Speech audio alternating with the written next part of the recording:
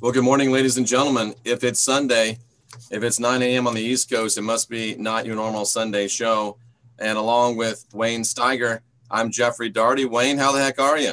Doing good, buddy. How about yourself?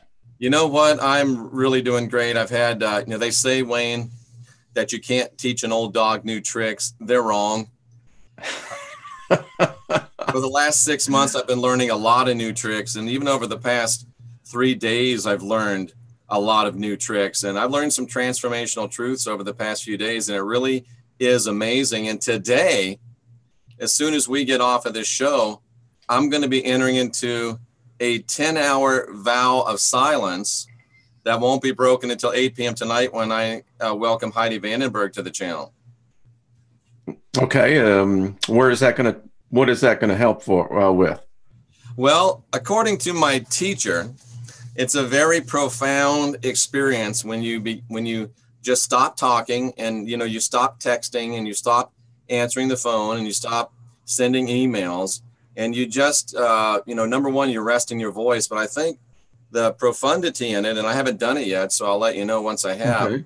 From what I understand, the profundity in it comes by being quiet and actually being able to listen to your higher self, listen to the divine, and just kind of get alone with your own thoughts and quiet down the cacophony. So I'll be doing that from 10 a.m. all the way until 10 p.m. tonight. Cool. Well, let me know what you get out of it. Did I hear an echo? Have you ever done anything like that? Well, I live my life that way. I live in a very peaceful, quiet environment. And I am very comfortable with myself. And, it's so, but I can see that, it goes back to the old proverb that says, be quiet, O my soul, and know the serenity of God. That's a good one. So do you and Lynn spend a lot of time together, but not necessarily talking to each other? Yeah, well, she has her profession that she's involved with. So during the day, I'm in my office and I'll go out, do meditative walks. My dog really reflects that spirit as well. She is used to an environment where it's very quiet, it's very peaceful, and the energy is very evenly flowing. And when someone comes in who has a different energy, she responds to it. So what you're telling me is that your dog would hate me? No. Dogs are the best judges of character that are out there. It's amazing what the canine genus actually affords the Homo sapiens. It's a very unique relationship how these two species have basically, I sense, in a way, bonded telepathically over the millennia. And today, it is a known fact that as you age, if you have a dog that can live 10, 15, 20 years, the dog and the human will take on the same characteristics. Do you think that carries over to cats? No, I think cats are I think they're aliens. I really do. I think that they were put here on this planet. Cats are a very unusual species, but I know a lot of people who are really close to their cats. It's just that cats are, if there's the best definition of divine, it would be a cat, sovereign. They are very sovereign. And, it's interesting that you bring that up because, I did some study about this before, and dogs are, what they say, in spiritual circles, whether it's woo or not, they say that dogs are very much a pack animal, very much a social animal, because they're not super connected to the earth. And cats are the original protectors of the earth. So they feel very connected, very content. So they can be very aloof and just very, we don't really care. Yeah. And it's interesting, the people that, I wonder if there's a correlation between the people that love cats like me, and if I have some of that aloofness, and the people that love dogs like you, and if you have more of that group love type of a thing. Hey, man, it's all peace. It's all peace. You know, I had a cat. His name was Tuxedo, and he was an unusual cat. He really was. And I tell you, the spirits that possess those cats that are actually inhabits their bodies. You know, we have a lot of wildlife around us, and so I get to watch it, and it's always the question I ask myself: does a rabbit know that it's a rabbit? Yeah. You know, does a raven know that it's a raven? Now, let me just digress. I think where ravens, yeah, cat, I see that. I think where ravens are concerned, they're the smartest animals that I have ever encountered. Those, they're very unusual animals. But getting back to the whole cats things, they seem to be very different than any other animal. Well, they're certainly unique, and it's interesting how, you know, through the years, if you go back to Egypt, they were revered in Egypt. Yeah. Down through the European Middle Ages, and they were almost feared. And then today, who knows? I think there's probably a little bit of both going on. Well, I'll do the Bill Murray. You know, it's the end of the world, man. Cats and dogs living each other. I mean, what's next? Yeah, I have two cats living together here. I have Sandra's cat, and I have my cat, and they're reaching a it's not really a détente. It's like a warm détente. They're kind of like Putin and Trump. You know, they like each other, but every now and then they have their little spats just to play the game, I guess. Yeah, yeah. But you know, Wayne, I found something out over the past 3 days that was very interesting to me. I was trying to do the math, and I think that I've been free and clear from big time Christianity for at least 13 years, maybe a little bit more. Because I'm trying to think, I was still doing some preaching in 2002, 3, but 2003, I was pretty much done. So that's about 15 years, right? Yeah. Yep. And it's so interesting. I got out of Christianity. I got out of big time religion. I got out of the fear and guilt control matrix 15 years ago or so. But this past 3 days, I still had to get some of the Christianity out of me. You know, I had some people write me and ask me, what is Jeff going back into Christianity? Why is he, you know, starting to preach from the Bible again? And, you know, I just said, listen, a path is not defined by one step.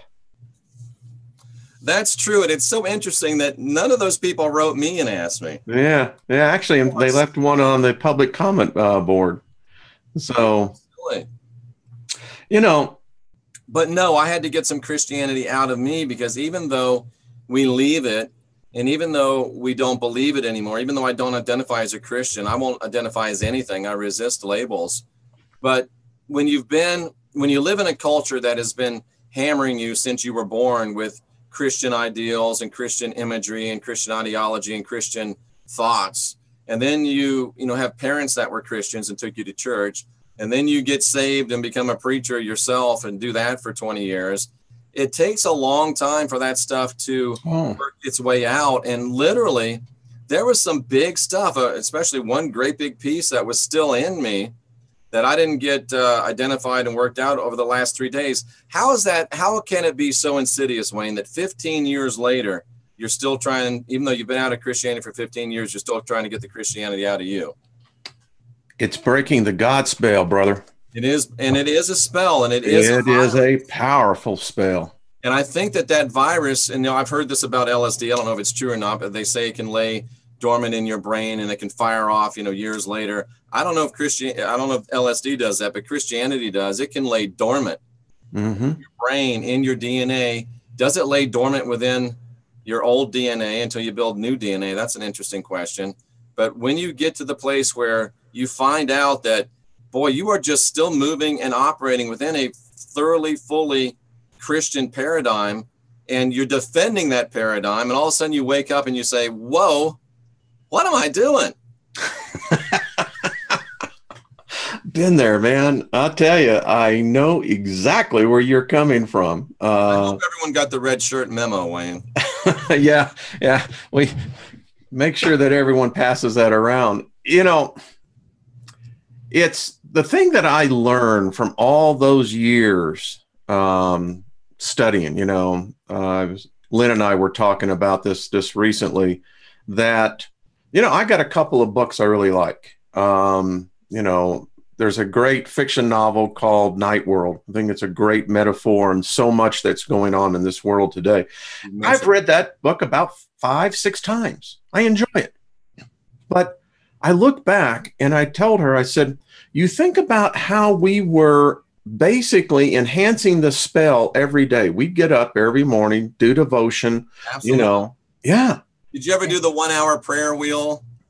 Well, we never got the wheel, but we did 1 hour every morning. I was a follower of Kenneth Hagin. And, Kenneth Hagin said one time, I remember, he said, well, if you will tithe one part of your day to the Lord, he will return you back 100-fold during your day. Well, I would do it to the minute. I would give 2 hours and 40 minutes every day. See, that's what I'm talking about. I would do it. Yeah. I was legalistic about my freedom. Well, and I step back now and I marvel because I see how it's done. And the thing about it is, it's not egregious. It's not this, slam. It's insidious. It gets in slowly. It's a virus. Yeah. Use a term that when you're going to build a commercial building, you have to get a soil analysis. And so what they do is they do a perk test. And it's a 5-gallon bucket of water, and they'll see how much the soil over time will percolate down. And that's what happens. That is what happens. And, I was taken by another thought just when these thoughts, when I meditate, the style of meditation we do is not supposed to be contemplative. It's supposed to be, setting yourself apart and learning. But these downloads refuse to stop coming to me during that time. And one hit me. We know that the Bible is full of diamonds and dung. We may not be totally on the same page with that, but we both know that some of it's true, most of it's not. Yeah. And I've always thought in my mind that it was the enemy that encoded the Bible. It was the enemy that put the dung in there. It was the enemy that made it hard to understand. It was the enemy that makes it difficult. But I'm really starting to think and wonder and look at it and say, was it the enemy that did it? Or was it the divine that did it? Was the same person that said, I'm only looking for people with eyes to see and ears to hear? Was it the same guy that said, I don't want to make it so super easy so that everybody will get it? Do you think that it was maybe the divine who was a divine cryptographer and made things so it's not so easy to find, made things so that you do got to do some thinking and some searching? Maybe it wasn't the enemy that encoded everything, or at least maybe it wasn't only the enemy. What do you think? This is where I've come to in my life. I am not a Jew. I'm not a Hebrew. I've got no desire to be one. Don't care to even, associate the culture to mine. And I happen to love Israel, think that Israel has every right to exist. But let me finish the thought out. Mm-hmm. So for me today, I was never a part of that God system. That's not my God, never was my God. I was never included in that race, even by the terms of the covenant that race had with their God. Somehow or another, over the millennia, it's morphed that God is the real God. And that's what everyone in the Western world refers to this God. I had a good discussion with a good Hindu who wrote me, and he said, we don't talk. He said, there's a lot of Hindus that watch my channel, and, they don't comment. You know why? Because the abrasiveness, as he says, the abusiveness of Western culture, particularly Americans, is that Americans are so indoctrinated that it's God, country, and the flag, that somehow or another, this Hebraic God is the God of America. I don't see it that way anymore. Like I said, I have a Hindu follower, several of them as well. And one does talk a lot. Her name is Prashni, and she shares the same ideas that your Hindu friends do. We're messed up over here. We Oh, are man. so ethnocentric. It's sickening. You know what? The thing that, and you know, listen, I'm not dumping on any religion, but I can only comment on the one that I came out of. Right. And it is a hate-filled religion. It is designed to be divisive in its very structure. And, you know, and my proof to this is, I'll challenge anyone who wants to challenge me on this point, is that why then does Christianity worldwide have over 30,000 denominations? Those are called schisms. And if you don't know what schisms is, go and learn, because it's only when you begin to learn do you begin to understand how this whole thing works. And it's as Patton said, that magnificent bastard who ever thought of that. Yes. You know, Wayne, I think what it is that, think about Christianity and why, you know, there's two types of people, I think, in Christianity. There's one type of person that doesn't know that it's Pauline, that's a fear and guilt control matrix, and they look in the Bible and they see the words of the master and they fall in love with that idea that the master embodied. And it carries the name Christian, so they go to the Christian churches and they grin and bear it, but they're really there because they are drawn to the message of the Christ, not knowing that Christianity is really antithetical to that. Then there's the other people that are drawn to Christianity because they're drawn to that God of Christianity, a God that is revengeful, a God that is jealous, a God that brings vengeance, a God that thinks he has the right to decide who's bad and persecute them, and a God that comes, and I'm sorry, I'm going to say a bad word, a God that comes in kicking ass and taking names. And they embrace that because that's what they want to do. That's what they want to be. Yeah. So let me ask you a question. Even within the church. I have a question for you. So yesterday I was in a discussion, and today I was answering some emails. So how do you address now that when you look at these 4 books called the Gospel, how could an author write verbatim a detailed discussion in both the first and third person nearly a century after it happened? Well, he couldn't, obviously. Well, but that's what you have in the book of Matthew, Mark, Luke, and John. Absolutely. How do you have the audacity to put something out there that we all know logically, all of our cognitive reasoning knows you could not write an actual event that took place in both the first and third person in like I said, down to the last word? And the thing that nobody thinks about or nobody talks about or nobody wants to mention, Wayne, is we think Matthew was the first book, Mark was the second book, Luke was the third book, John was the fourth book. Matthew was actually written in AD 66. It was the 11th book. Mark was written about 63. It was the 5th book. Luke was written as the 9th book, and John was written as the 13th book. So why in the world would you put books that you know are written all out of order in an order that you think is right? Oh, well, the Holy Spirit inspired the order of the New Testament. Well, then what spirit was it that inspired Matthew to be written number 11 when it was supposed to be number 1? What spirit inspired Mark to be written number 5 when it was supposed to be 2? Luke 9 when it was supposed to be 3, and John 13 when it was supposed to be 4. Was God wrong the first time or the second time? I'm all ears. Listen, I'll just, how I rationalize, and I told this individual, I said, it's a play. It is a play that was written as a play. You have a realistic setting in a realistic time that you put the story into. It's just as simple that, and that, you know, it's interesting when you think about what was happening in Jerusalem in 66 AD. You see, here's what I try to tell people: go to history, go and buy or go to your library and get the books on Roman history. Yeah. Find out what the Roman legion in the eastern 66 AD, Rome had it with Israel up to here, and they were locking down, and they were only 2 years away from destroying the whole Titus thing. Was already there. 4 years. Yeah, he was. Titus was there, folks. Yeah.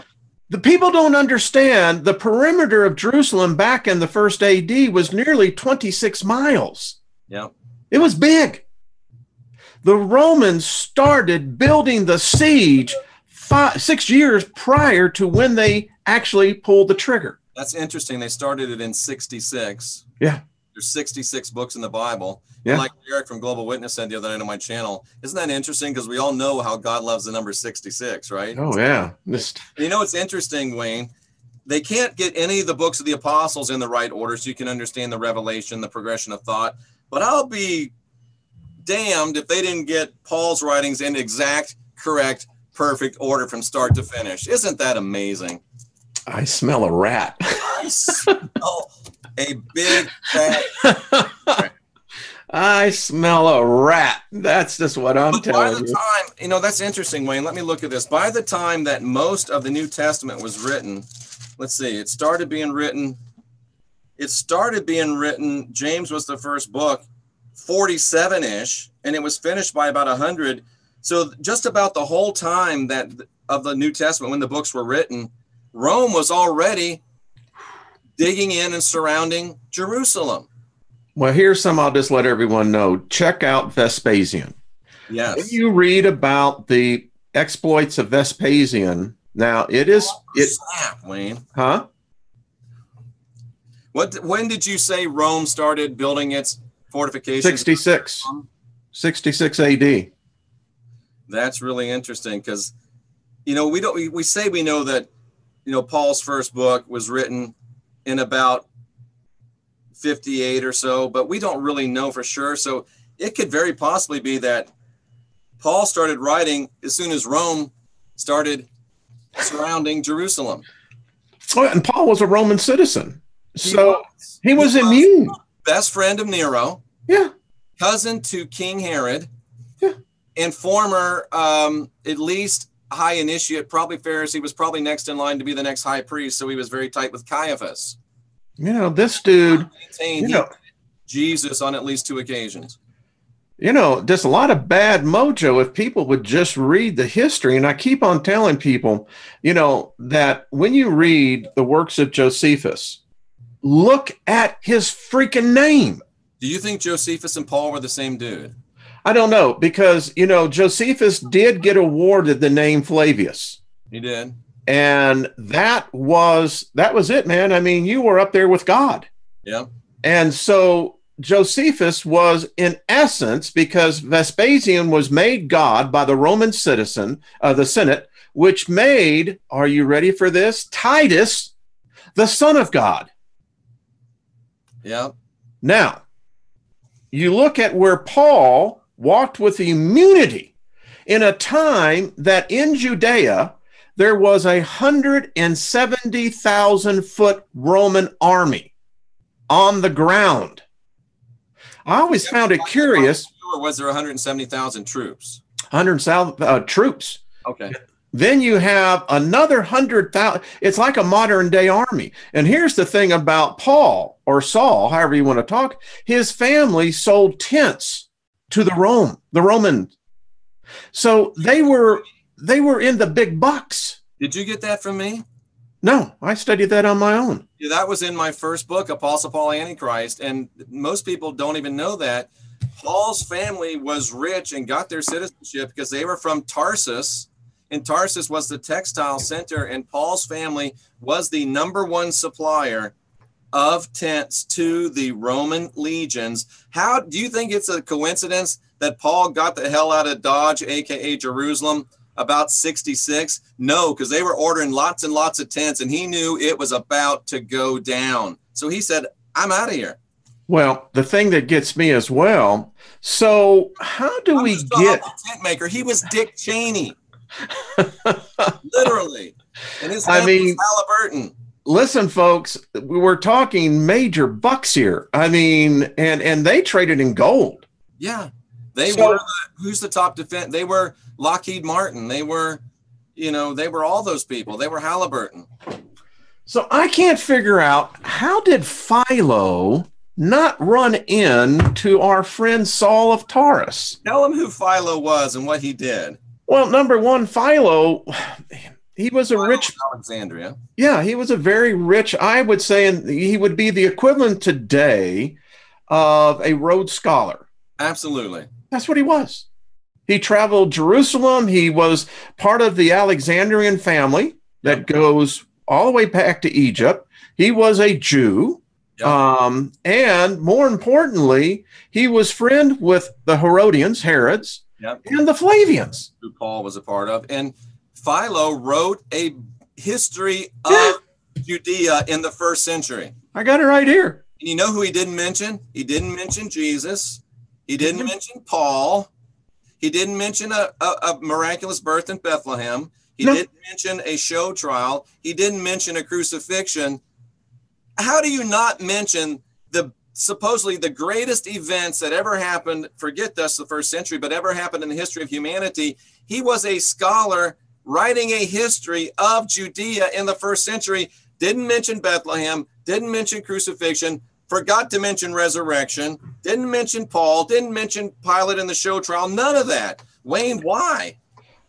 Well, I mean, he may have taken a spell, but and let me just back that up. It didn't happen. None of it. His family, he was personal friends with Herod. Yes, and Herod's son. Friends with Paul too. Yeah. And I'm going, well, now wait a minute. What's the title of that book, Wayne, that you have?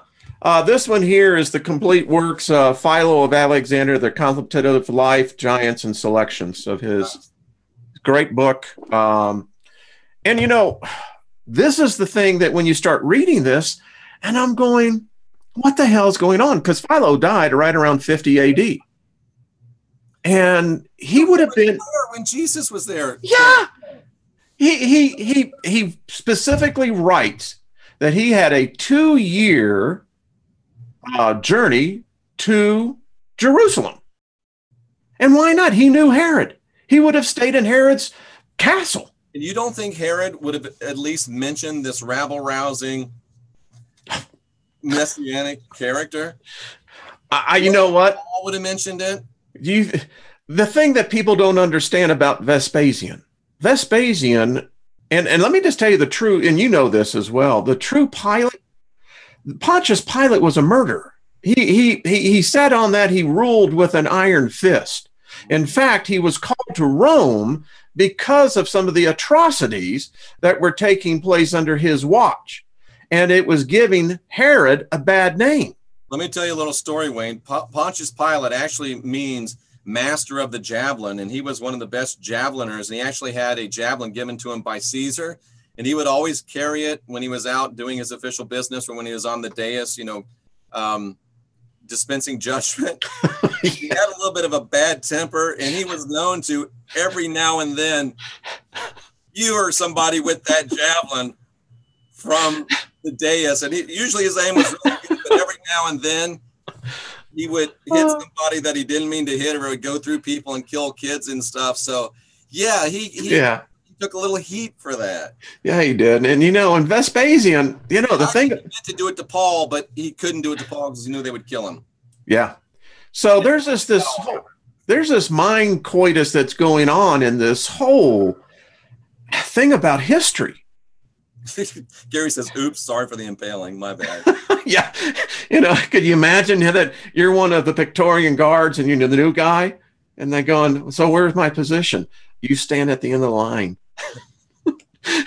And oh, by the way, you turn this way. And you can't dodge a javelin. No, not those. I mean, if you could dodge a javelin, you could dodge a ball. One of the things I learned when I read the works of Vespasian, particularly because he was a prolific writer. He was.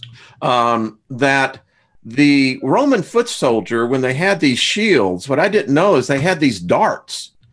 And on the inside of the shield, each shield could hold about 6 of these darts. And these darts were about 6 inches long that had a lead back. And so when the soldiers were coming in, they could throw these darts, and the darts would penetrate the leather and the so-called armor of that day. Yeah. And I guess people don't really understand history, Jeff. I mean, these skirmishes, today we would be appalled. I mean, 10, 25,000 men dead on a battlefield. They would do guerrilla hit styles on the Roman soldiers as they were coming through, particularly through narrow passes or ravines. And, you know, Vespasian just had it. So did Rome. You know, that asked Wayne, is that where we got lawn darts from? Maybe. I don't know. It's been around for a very long time. Wow. You know, the other thing, and here's what I learned a long time ago. There's a book called The Search, and I recommend it because it started Lynn and I in our awakening process.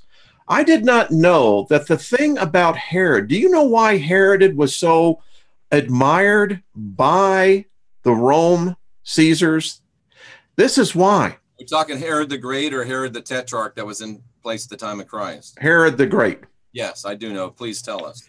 That he had a mandate that all of the children from the age of 5 to 17 were educated. Yeah. They were literate. They could read, they could write, they knew math. Yep. That made them more valuable to Rome than Egypt itself, because you had an educated populace. Herod was the first Bill Clinton. Herod the Great was a Bill Clinton prototype. He somehow worked an alliance and an amalgamation and cobbled together this political party between the Maccabees, which hated Rome, and the Herodians, which the Maccabees hated, and the ethnic Jews. And somehow he put it all together. And the way he put it all together, and the reason it worked is the same reason it worked during the Clinton administration, because everybody was getting paid, Wayne. Everybody had, you know, and it's nothing new. But we don't look at the genius of these politicians back then. Now, they were never known as politicians. They were kings. But, you know, not every king was real bright. We know that. And it's probably pretty helpful when you are the king and you can just say, this is the way it's going to be. Yeah, yeah. And I always marveled. So here we have an educated populace, 33, 35 AD.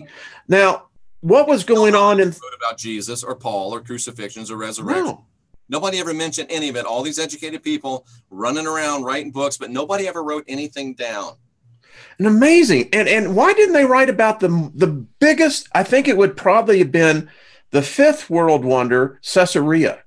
The ports of Caesarea, and how, you know what marvels me sometimes as I step back and I try to talk to my Christian friends, and I'm going, you don't recognize history. So Caesarea, one of the greatest man-made ports ever. The architect, the engineering that it required was the marvel of minds, and this is what Rome loved about Herod. You know, that the people were smart. I ask this all the time. These people were prolific artists. They had graffiti. Why didn't we see any graffiti? Why didn't we see the common folks write about the miracles that was taking place? The fact that we all know that the Rome Proctorate would never have allowed mass meetings of 5 or 10,000 Jews coming together at one time. How come there weren't Jesus fishes on the back of chariots? I'm sorry, that's just it doesn't make any sense, does it? And not only this, Wayne, but we're asked to believe that Paul is taken prisoner by Roman soldiers. Yeah. And not only does he get to address a crowd of like thousands of people while he's a prisoner, but he gets to address them in a foreign language. Yeah, go figure how that one happened. So sure, I'm the leader of this Roman legion, and here's this guy, and I'm going to let him address this crowd in a language we don't understand. There's only about 200 of us. What if he says, you know, he's a rich guy. What if he says, a bag of gold for everyone that jumps these dudes? It's a logical absurdity. The story's not true. Why can't you figure it out? You can figure out who's going to get voted off the island next, but you can't figure out that you've been sold a bill of goods. You know, the fact is, every Roman commander out in the field knew who Saul was. Absolutely. I'll guarantee you he carried the proctor sword. Absolutely, he did. I mean, you know, Jeff, he had to have. Yeah. And, I don't care who you were. You could have been an indigenous individual of that whole region, and you see a dude walking up with a proctor sword. You're down on one knee, aren't you? You absolutely are. If you want to keep your head on your shoulders. Yeah. Paul's going to get arrested by a Roman centurion. My ass.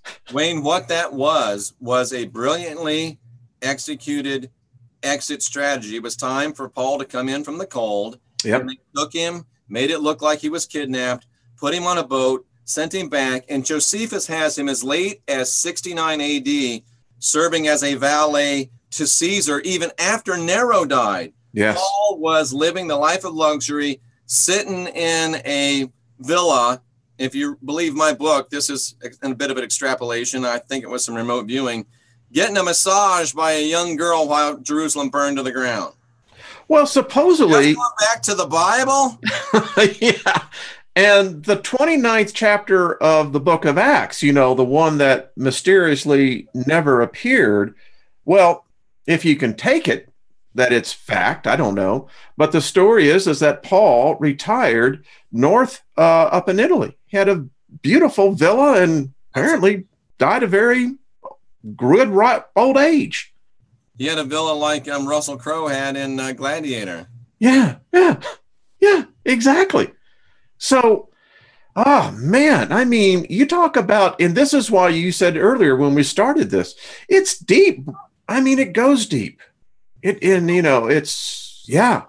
But Wayne, we both know some very, very smart people that have Jesus fish on the back of their fancy cars. We both know some very, very smart people that carry Bibles with them, not this big, but they carry Bibles with them everywhere they go. We both know some very, very smart people that are in church 8 days a week. Why do they go stupid with all of this evidence? I think it scares the hell out of them. Because without hell in you, with the thought, the concept of punishment, there is no need. As I contend, Jeff, the reason why any religion works is that there's an antithesis to it. And once you buy in to the hero, then the antithesis will always keep you in the hero's court. You guys knock it off or I'll bounce all of you out of the chat room. What's going on? I don't know how we got talking about race, but... Oh, hey, listen, folks, we are a species. That's right. Homo sapiens sapiens. Remember that. A lot of races, we are a species. But getting back to your point, you have to have a bad guy. It's like I did that video. I said, Lucifer is not Satan. And when did Satan get a promotion?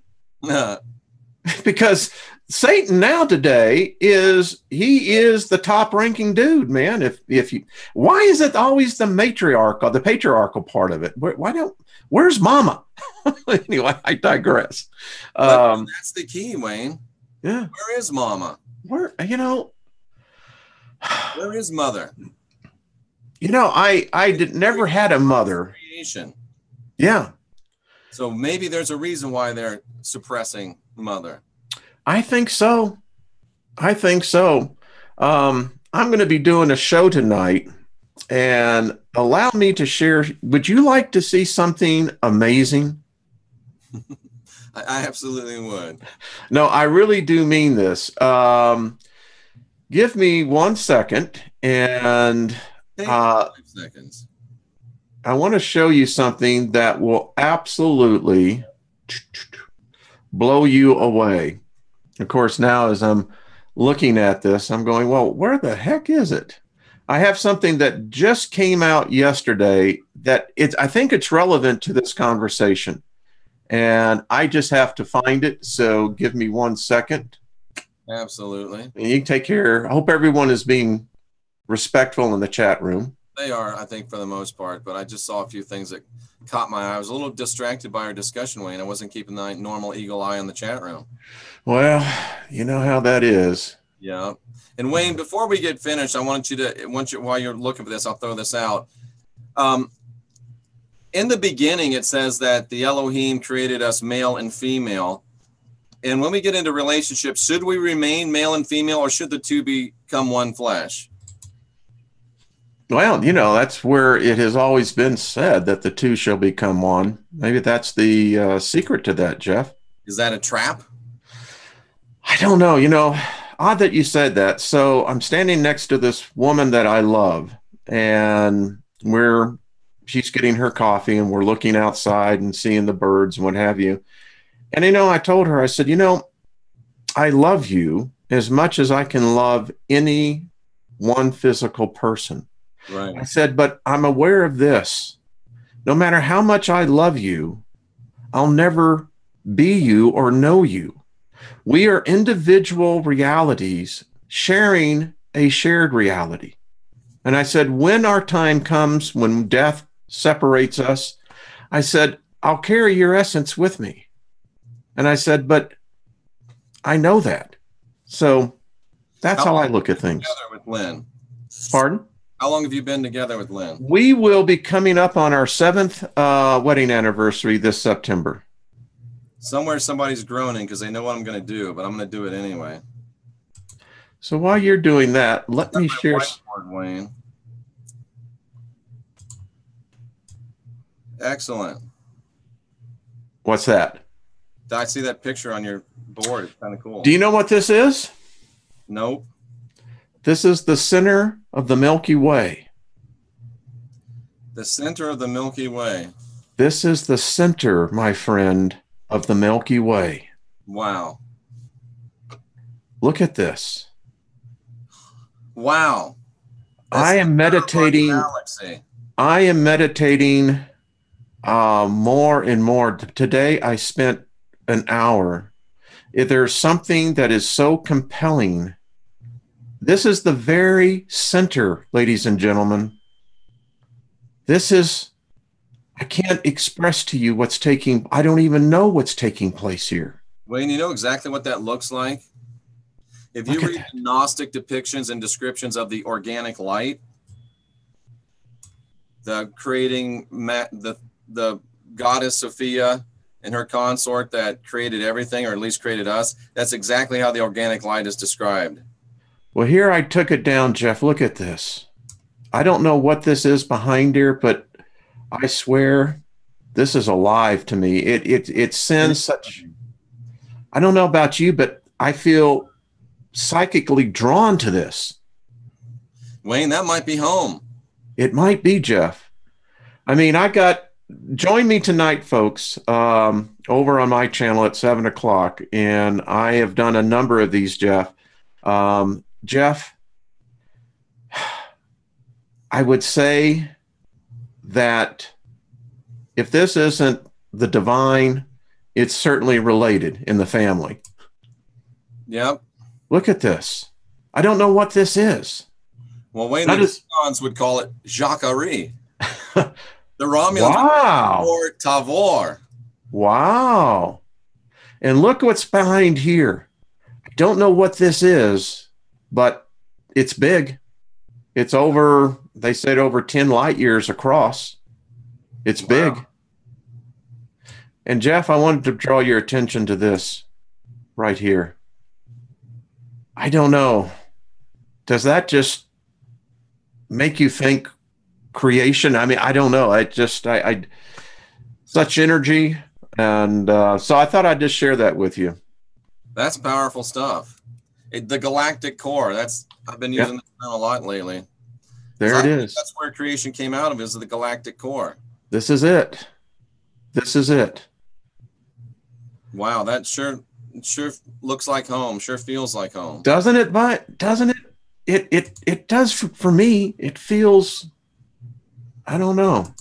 It almost makes you want to cry, you know, at times when you get alone with this picture. And I'll send it to you if you want to have some for yourself. It just blew me away. It does. It makes you very emotional. Yeah. So I thought I would share that to you. Wow. Powerful stuff. Yeah. You know that love, it's powerful stuff. Do you think that is home? I think it'd be as close for home as what we'll ever know. I mean, it's the Milky Way. It's our galaxy. They say that our galaxy is headlong in the next 3.5 billion years. We'll hit headlong with the Andromeda galaxy. They're both about equal in size. So I don't know. Yeah. Wayne, the master said in the beginning, I made them male and female. Mm-hmm. And that's the way he said that it was supposed to be male and female. And when we come together, like you and Lynn, you come together to work together. Yeah. You're working side by side. But Yes. now Christianity says the two will become one flesh. And when you overlap here, if you look at this, the female's given up 35, 40% of herself. The male's given up 35, 40% of himself. And it creates this aperture of ego where he can get mad at her because he doesn't think she's given him what he deserves. She can get mad at him because she doesn't think he's given her what she deserves. And the enemy can come into this area and work on us and cause us to have difficulties. But if we remain divine, sovereign, and free, and we're connected together, instead of having this aperture, what we get is this toroidal energy that just continues to surge and surge and surge and surge, and it builds the intimacy in here, and it creates a force field that protects us. So I would be willing to bet that your relationship with Lynn is a lot more like this than it is like that. And I think this is a trap. They want the two to become one flesh. Yeah, I can say in the bottom, I say this to Lynn all the time. We laugh at each other, but we can make love to each other just in our thoughts. Absolutely. And, it's comfortable when you can sit in a room and you don't need to talk. But yet it's odd how she'll bring up something and it's right on my mind. We do that quite often. And so the most amazing thing, I've never experienced that before until I met Sandra, and all the time it's that happens, and it's really quite remarkable. Yeah, it is. But I think the problem is with this, the two becoming one flesh, is you get this thing of ownership. And that's what I was still in, this thing of submission, this thing of there's things wives are supposed to do. There's things husbands are supposed to do. There's expectations. And this is the weight in here of expectations. And it's the weight of ego. Your bottom one is what I think we're supposed to be with the divine. Absolutely. See, I don't think that there's this melding. No, that's perfect. They want us to give our heart to Jesus too. They want us to be possessed by Jesus. Let Jesus possess you. That's what it is. That's what it is too. You'll make his home in your heart. That's possession, folks. I heard you and Sandra talk about walk-ins. Every time someone goes up to the altar and accepts Jesus into their heart, guess what, folks? You got the walk-in sign, no longer vacant. It's occupied now. But anyway. Jesus is the ultimate crossroad demon because he's on a cross. It's just, and again, why, Wayne, do smart, intelligent, vibrant people continue to fall for it day after day after day? Do they like it? Why? Because I'll tell you why. It pacifies the fear, and that's what it is, fear of death itself. And you see, we've talked about this many times, is the fact that our culture does not focus in on what we're here to be doing. So death becomes you want to avoid it at all cost because you don't know what's going to happen. Religion allows you to have the free pass. You get to get out of the jail free card. And then you cross over and you're going to be going, I'll tell you what's happened. I think there's going to be a lot of pissed off people over there. Like, what the hell is this? And I thought about this week, Jeff. When we pass over, and I call it the birth passage, we're born into death, we're delivered into life.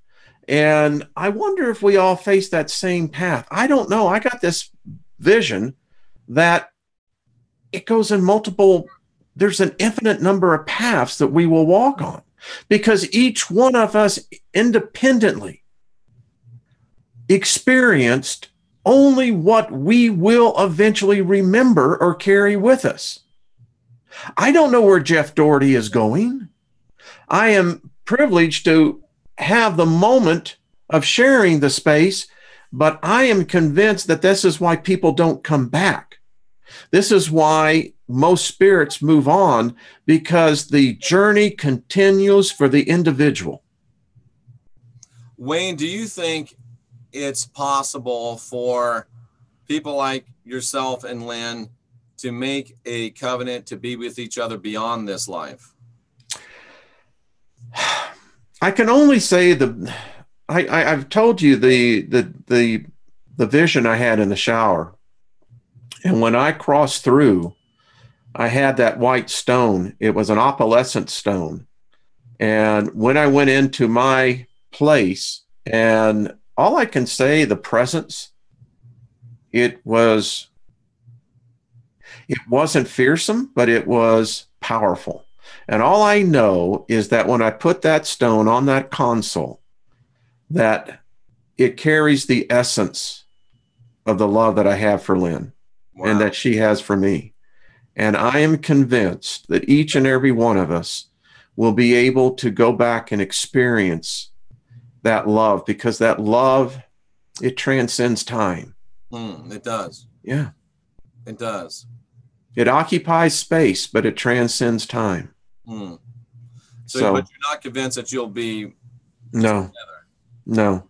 I'm not. I wish that would be the case. But I'm not, I could be wrong. Yeah. I often think about twins, identical twins that we know from the DNA that they match identically. I often wonder if that could be potentially, past bonded souls. I'm not saying it's not possible, but I often thought about that with twins, identical twins, if that's what we're seeing. What about twin flames? I think it's very possible. I told someone this week, I said, here's my take on birth. We came from somewhere. Now, I don't believe that it just simply, we popped into existence. I think that took place a long time ago. And we have the ability of our species is that when we come together, we draw upon, I think, that living energy. Yeah. And we draw from the essence of it. I see it. I know this may sound strange, but I see this almost as a trumpet glass, that this is the essence of everything of the universe. It's in this, and this is where life comes from. Where we are, you mean? Out of it, yeah. Yeah. I've been wondering, I've been going through the Emerald Tablets of Thoth, and I've been wondering if everything that we consider as deity now, if going through this experience that we're in now isn't requisite for becoming deity. May I add to your comment? So we didn't even talk, folks. We literally got on. We were back a little bit late. We talked about red shirts. That was about it. Yeah. So planets are gods. I swear to you, Jeff, I think this is what's happening. There comes a point in time that I think that there are life forms that we do graduate into. I have said this before. Could you imagine being a star like our sun? You're born into, you possess this life-giving thing, and your lifespan is going to be 15, 20 billion years old. And your essence is going to spawn life. That's what, the way I read the ancient Hebrew scriptures, that's what Elohim do. They create life. And Psalms 82, now it makes a lot more sense. It does. It does. And Psalms 82 is where the God stands among the council of the gods and speaks to all the gods. Yes. And the Supreme comes in. Yeah. Yeah. So there is, I mean, you can understand now why people come up with Mount Olympus. You can understand why, my Irish ancestors came up with the Tuatha De Danann. There really is, and I know this is craziness, but there really is a family of gods. Oh, yeah, I'm convinced of it. And we may be being groomed to join them. So I had a visit in a dream. I thought that Jeff could grow up and be a god. Yeah, I think that's where we're heading. Between now and then, I can guarantee that. So this visitor told me that my declaration is one that will begin to be sounded around the world. In this dream, this being, because you know what I've said, and I'm going to do a whole video on this. I have rejected all the world gods. And let me just tell you something, Jeff. In my meditation, this came to me. In every one, Judaism, Christianity, Islam, Hindu, all of these religions, what do they have in common? I'll tell you what they have in common. All the gods left. Every one of them left. And when I made the declaration that I reject all of these world gods, I want nothing to do with them. I haven't met one I like. That is a declaration of sovereignty. And it begins to open up the flow to now where you can begin to possibly accept the idea of what really is out there. Now, you said the other day, I thought it was very profound. The answer doesn't lie without, it lies within, because you can't get out there until you get in here. That's the way you get out there, is through here. And like Sandra always says, it's an inside job. Yeah. So, yeah, until you, I mean, we're so distracted by outer space, and we want to know everything about outer space, what's out there, but we got to learn what's in here before we're going to do anything. There was a movie in the 80s with Martin Short and Dennis Quaid called, I had the name right on my mind, where Martin Short got shrunk down into Dennis Quaid's body. And, I said, oh no. Yeah, I was trying to think of the name. Guys, you probably would get the name. Inner Space. That's what it was, Inner Space. And I thought, how true. If all of us could just get into a little spacecraft, a little capsule, like a little submarine, and shrink ourselves down and actually journey not into the flesh part of the inside of us, but be able to penetrate that veil that leads into what really is occupying us. You mean into another person? No, into us. Oh. I mean, I contend that most of us don't know what we look like. I look at myself all the time. I tell my body this: you've been my most faithful friend. When I will think of this experience, this is how I'm going to identify myself. But I look within me now, and I'm becoming, I can't see it yet, because I don't know if we have form. I don't know if we have shape. We're so vast within each one of us that I don't think a shape or a form could actually contain us. You know, Ruthie says, and I've said this publicly, that I think the being that was calling himself Yahweh has been deposed. He's gone. What do you think about that idea? Oh, I absolutely, yeah. I mean, ZZ Top had it right. Jesus done left Chicago, folks. He's out of here. He is gone. You know, Bono has his problems, but he wrote, there's lyrics of one of these songs that says, and he was talking about another person, but we could think about it ourselves. I want to trip inside your head and spend the day there. See the things you haven't said and see what you might see. Yeah. I want to get inside and learn about me. And that's what the style of meditation that Sandra is teaching me to practice does. And it really is revelatory to understand what's you and what's not you. Yeah, go on, Wayne, go on. No, I was just going to comment. It's really awesome when you begin to think now, and we're privileged in so many ways, is that we can come here, we can converse, we can talk about subjects that most time you would never talk about in a group setting, because it would just upset the group. Yeah, go ahead. What you got there, buddy? You know, I think it was Socrates that said, know thyself. Yes, he did. Socrates said, know thyself.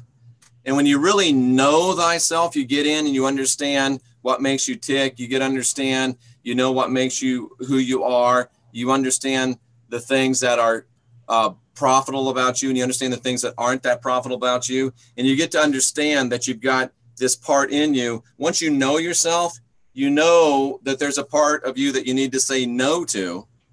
And you begin to know that that part is the ego. So it's only by knowing yourself that you can find the part that you need to say no to, this ego, and then you can actually become your full and best self. So know thyself has within it a very profound and encoded message as well. Ego, every goal overcome. So, yep. And ego, I love that. I'm not saying that we need to destroy ego, because ego makes a very efficient servant. It just makes a horrible master. But you don't know that until you know yourself, and then you'll know what to say yes to and what to say no to. You see, and I know we've come to our time, but here's the thing that I keep thinking now. As I've continued to shed this off, you know, and it goes deep, this whole God spell, you get almost now at the point where I'm enjoying life every day, but you know what? I'm anticipating what awaits now on the other side. Here, Callie. Instead of getting fearful about it, you almost begin to become expectant. You know, it's like, well, what's really going to happen?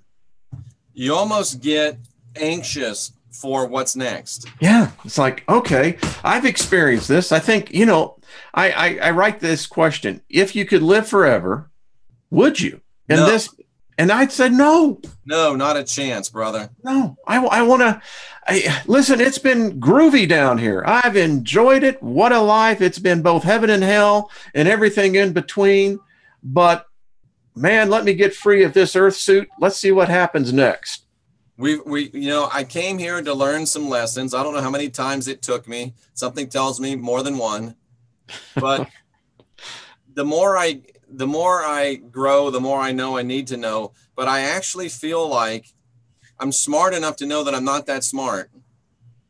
And I think this is really what I think, Wayne. We keep coming back here until we realize that it's a ride, like Bill Hicks said. We keep coming back here until we realize, oh, this isn't me. Exactly. This isn't real. I'm inside this thing and I get it. Now I know. Now I can go in. I can know me. I can know what to say no to. I can know what to say yes to. And now I can go ahead and move on and get past it. But you got to keep coming back to the ride until you realize it is a ride. I like what Barry McGuire, long time ago, said. He said, you know, when I leave, he said, I'm going out and I'm getting the best horse I can find and I'm going to ride the universe. Yeah. And I think Barry's out there riding the universe. And, you know, it's just, you know, these little hints that get dropped. I started watching the second season of Westworld. I wasn't going to watch it because Anthony Hopkins was in it. But I'm watching this thing. And, Wayne, it's just one Easter egg after another. It is a clear depiction of what is going on in our world. We're being toyed with. We're puppets. And we keep coming back till we realize, this isn't real. This isn't me. And I'm being toyed with. And there was this great scene in the Hannibal series where Hannibal Lecter is being interviewed by his psychiatrist, played by Gillian Anderson.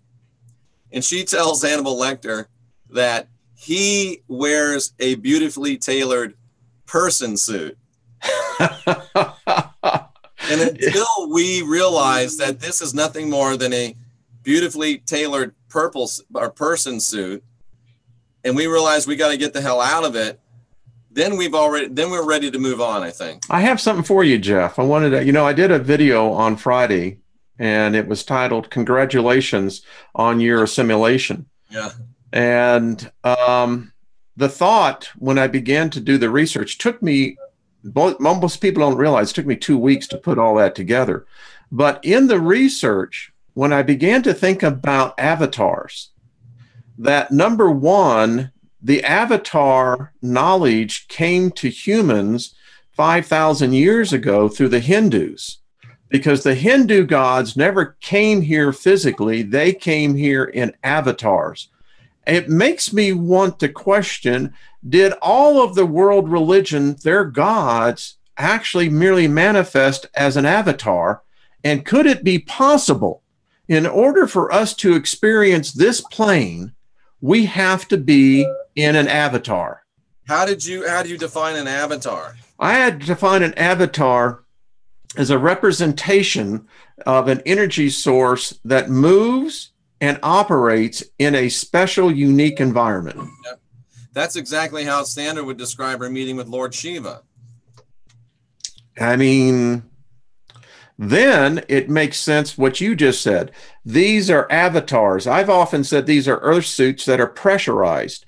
That's why I hate needles. I don't like anything puncturing my earth suit, because my avatar, and I'm convinced of this, why would it not be an avatar? If I, and which I know I am, I exist, why would I expose myself to an environment that would be possibly harmful to me?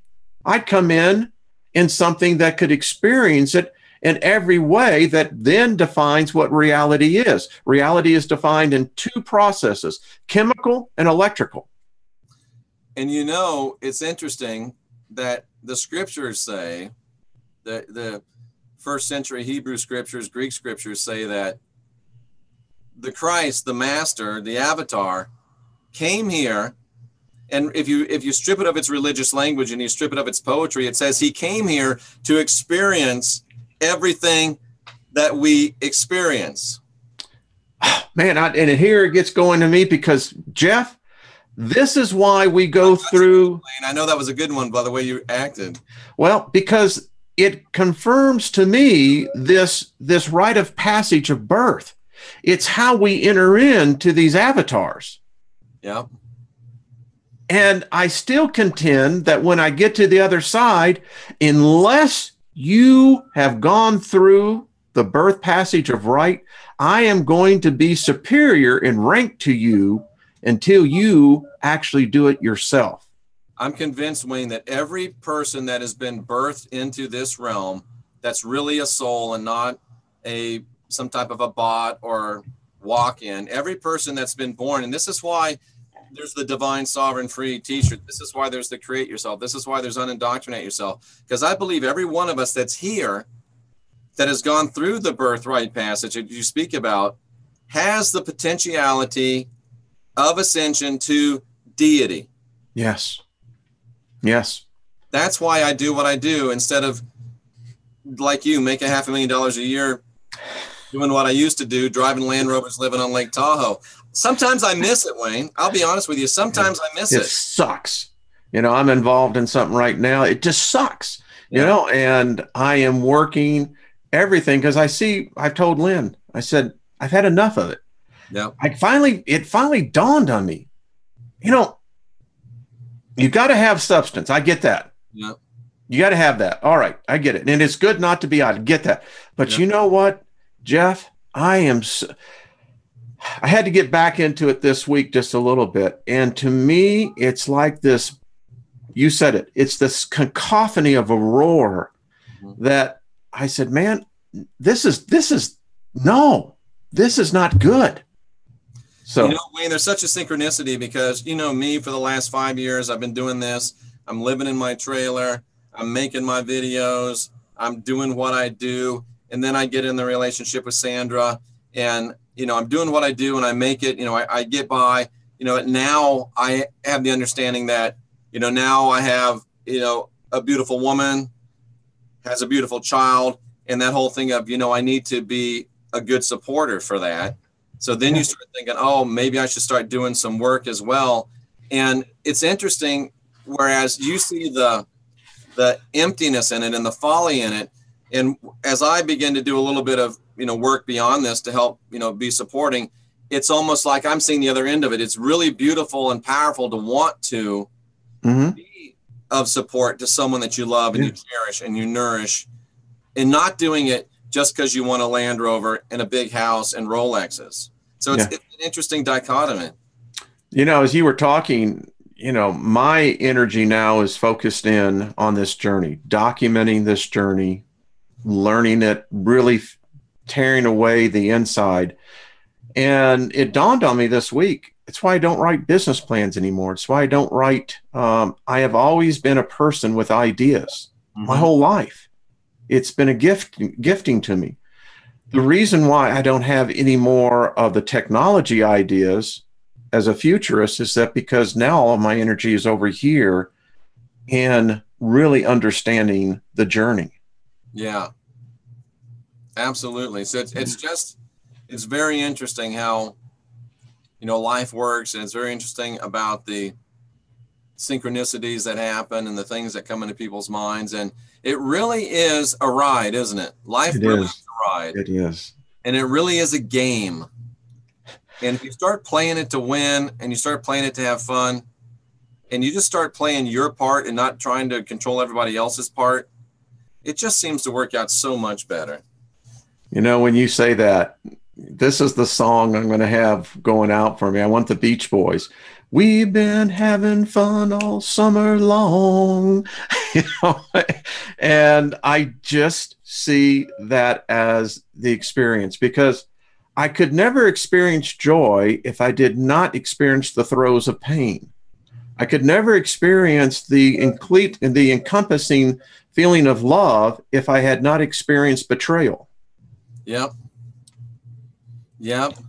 That's really what it is. I love this woman now because I've made the mistakes prior to this. And I understand it's not the physical. It's the presence of being able to share. You know, I'll get very... Really, Wayne, what is it that draws you to Lynn so much? What is it that you share that really draws you together so much? If you had to identify one thing. Yeah, it's her energy. It's an attraction. It's just, you know, it was there when we first met, and it stays there. I can remember, and I'll share this on a very personal level, many times when people are in the act of intimacy, is that I can always still remember that I could never be in that person. Right. I have no idea. We're in intimacy here, but I have no idea what that person is really thinking. Right. That's when I began to realize the vastness of my spirit energy. Yeah. Because there were times when I tried to get next to that person, you can't do it. There's an energy, there's a membrane. And, you know, maybe that's what happens to some people who truly do become possessed, that something has pierced that membrane. But anyway, you know what, Wayne, if they want the two of us to become one flesh, they want us to pierce our membranes. Is it because they want to use the aperture for entrance by the enemy? I think so. Bam! I think so. That is the key to it right there. Yeah. That's the key to it. And I will go out on a limb and say that you probably don't want Lynn to do anything she doesn't want to do, even if you want her to do it. Yeah, that's a fact. You don't want her to have to do anything or say anything that she doesn't really want to say. Yeah. Even though she's your wife.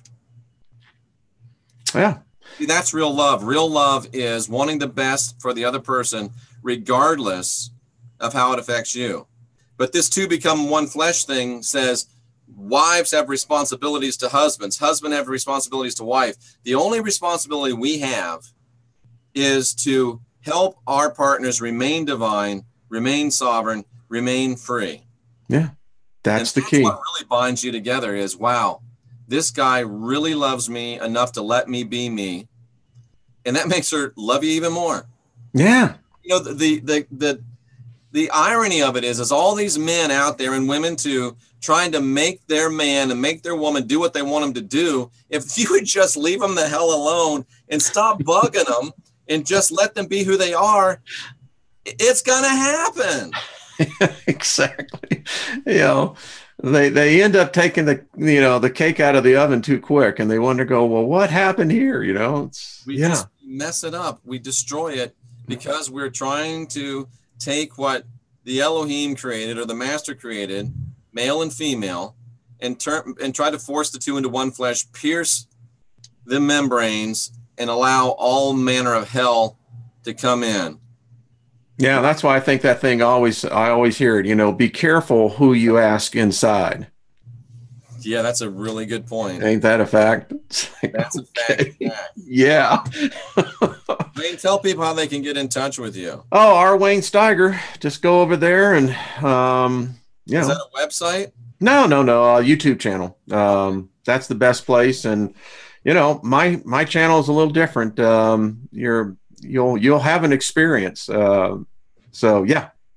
You may love it, you may hate it, but hey, you'll never be bored, right? Hey, listen, you know, and again, that love-hate, you know, if they hate you, well, that just tells you that when someone loves you, you just get all more hug about. Exactly. I like it. What do you got coming up this week, Wayne?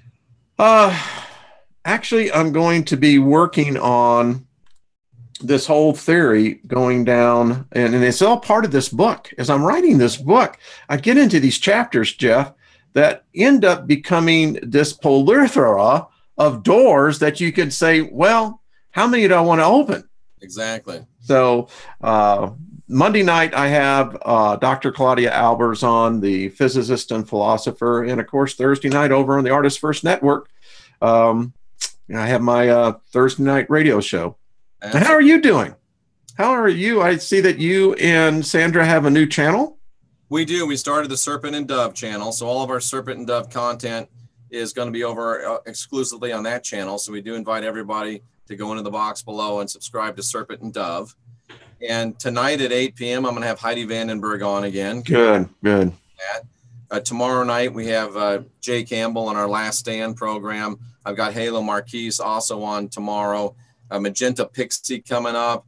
It's really very, very exciting. We've got a lot of great stuff going on. And of course, Thursday night, the lovable Consequential Rapscallions with Scotty Roberts. And it's just, we're really on a roll, Wayne. Things are exploding and taking off again, both personally and on the channel. So we're really, really excited, and we're very, very happy and thankful to all of these great people that for some reason decide to Namaset to you all. Thank you. Great people like Warrior Princess. Yes. You know, I'm going to get her back on. We're going to raise her some more money. Absolutely. You know, that woman is a powerful woman. She really is. There's no doubt about it. Well, Wayne, it's been great again. Thank you, sir. Always enjoy it, Jeff. And I just wanted to say, without saying too much, that since we did the whole blessing on those that are opposing you, we've seen really. How's that going? You know, I was in the shower and something told me to ask you and Sandra, how is that working? Well, you know what? When you change your perceptions, things can really begin to change. Yes, sir.